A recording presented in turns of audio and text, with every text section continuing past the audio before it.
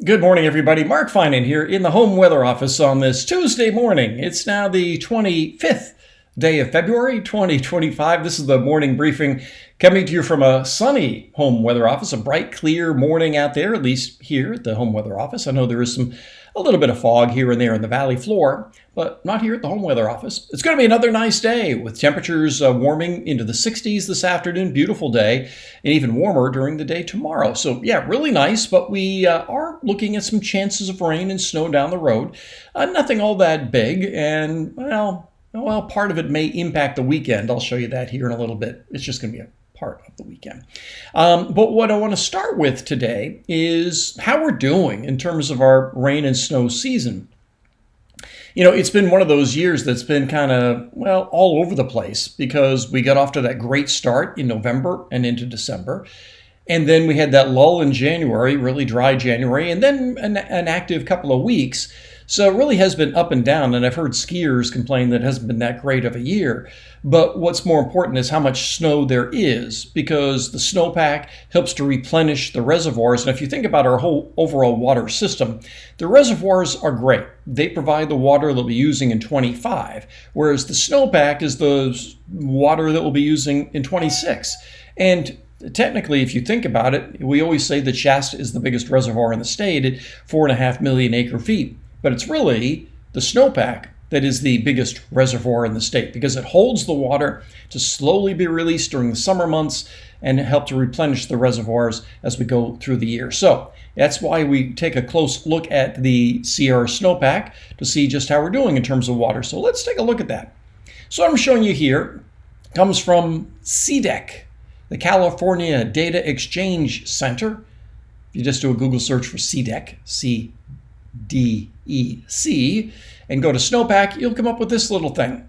And what it breaks down to is the Northern Sierra, the Central Sierra, and the Southern Sierra.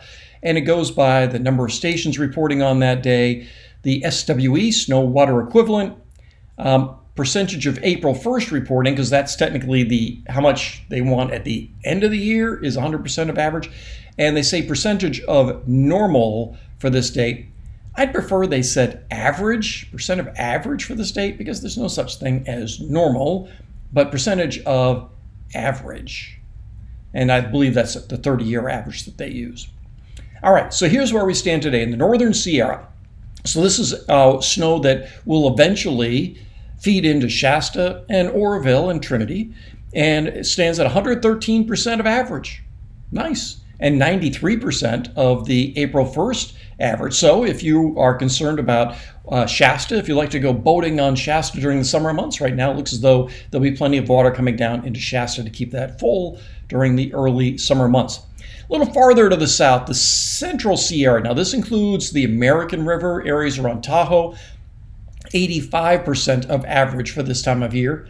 And then the Southern Sierra, so this is water that goes into the San Joaquin system, is at 69% of average, and then the statewide is 88%.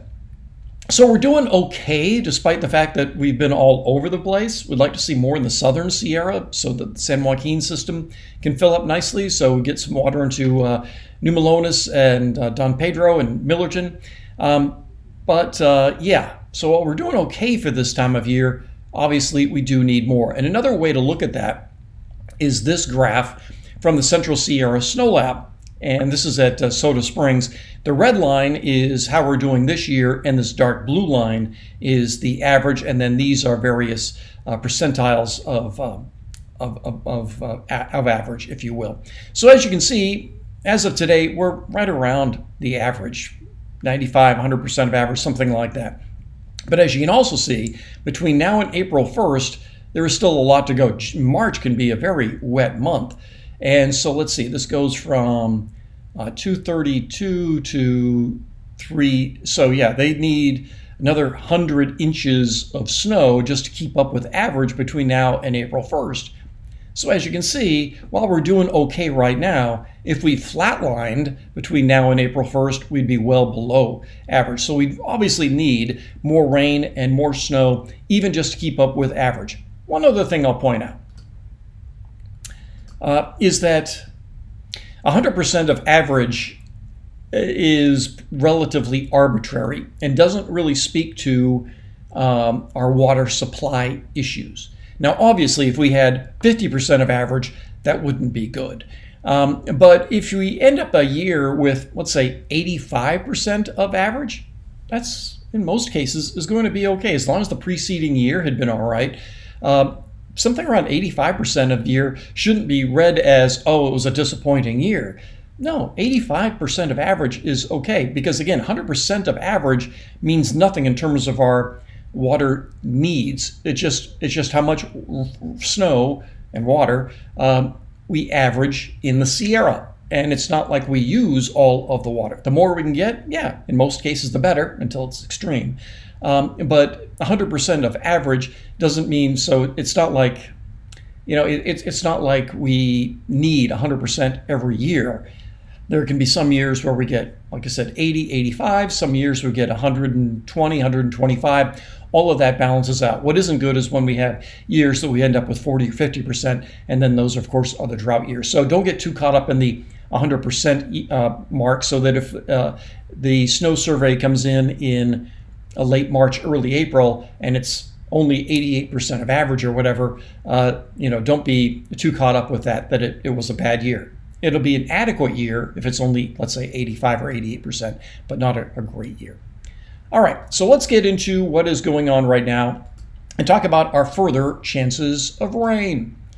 Here we are in California. There's the little patches of fog here and there that will burn off pretty quickly. Some high clouds going down to the south. Lots of fog in the southern part of the valley.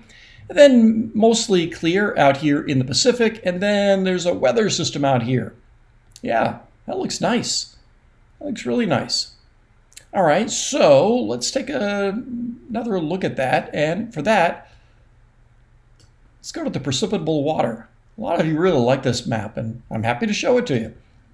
So on the precipitable water map, here's California with relatively dry air. Here is that system I just showed you with the PW out here with over an inch.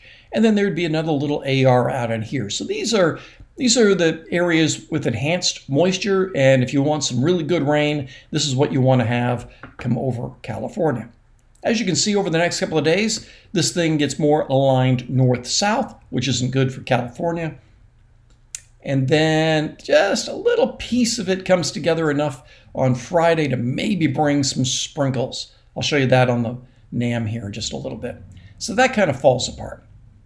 Then there's another one on Sunday. Now, Sunday, we may have a better chance of getting some rain. Looks like the flow is better, but the moisture is pretty, well, meager. So while we may be talking about some rain and snow on Sunday and into Monday, it doesn't look like it's much to write home about because there isn't much water with it.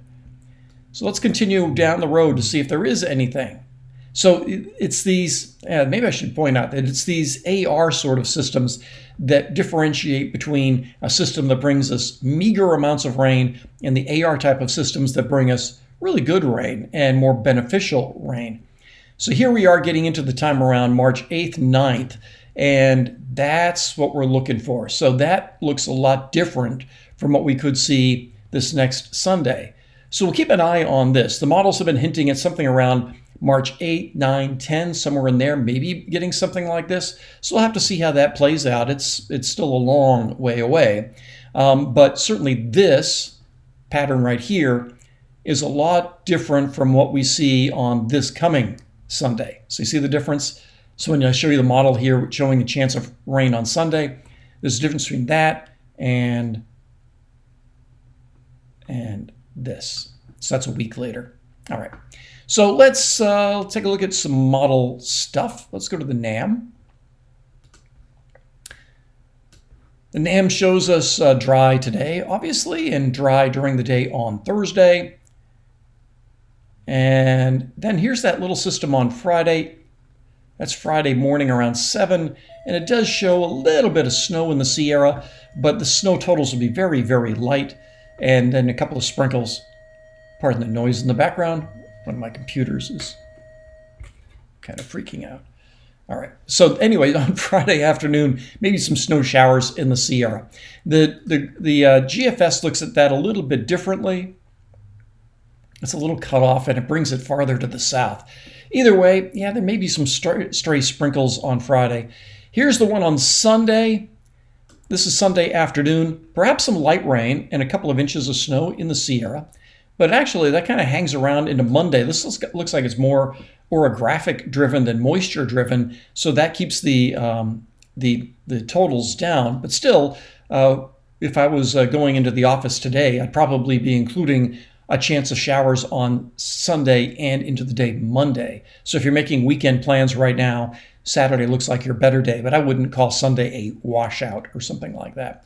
And then as we look way down the road, you'll see that as we get into Sunday, the 9th, Monday, the 10th, that looks like it has the potential to be more in the way of a soaker, but that's way, way down the road.